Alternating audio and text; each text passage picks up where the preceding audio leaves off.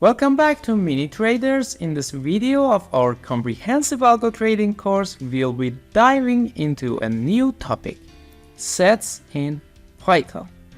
Sets offer a unique way to store and manipulate data, and they have some interesting properties that make them useful.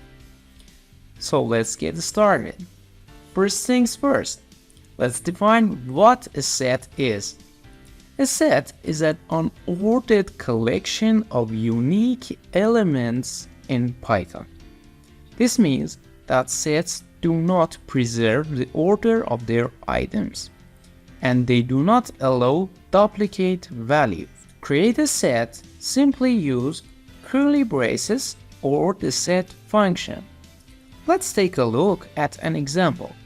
As you can see, we define two sets which contain different currency pairs and symbols. Notice that the order of the elements in the set does not necessarily match the order we define them. Also, if we try to add duplicate values to the set, only unique values will be retained. Now that we have our set, let's see how we can access its items using a loop. This kind of looping is not exclusive to sets. It works with lists and tuples as well. Let's loop through our forex symbols set and print each currency pair. By using a for loop, we can easily iterate over each element in the set and perform operations on them.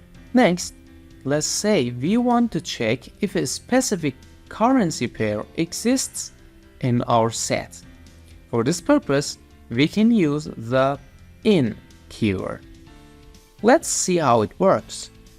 In this example, we checked if the currency pair EUR/USD exists in our forex symbols set. If it does, we print a message confirming its presence. Now let's talk about modifying sets.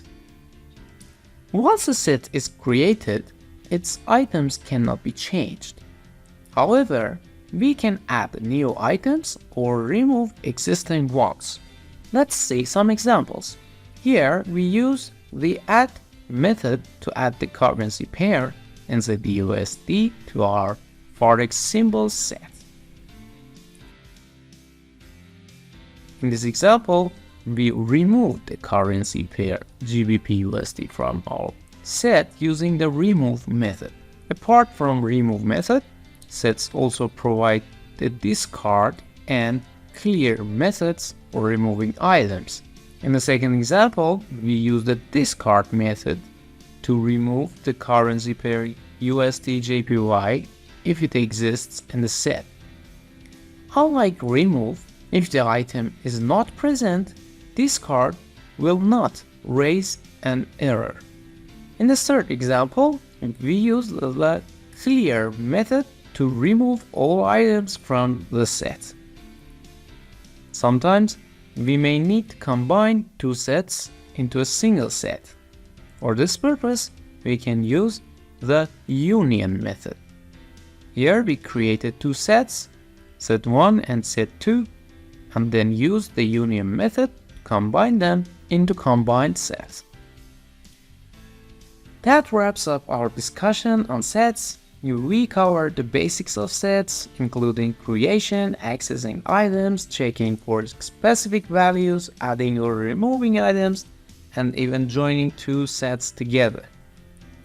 Now it's time for you to practice what you've learned.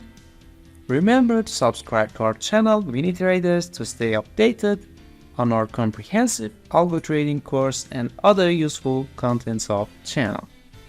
Thanks for watching, have a good time, and bye.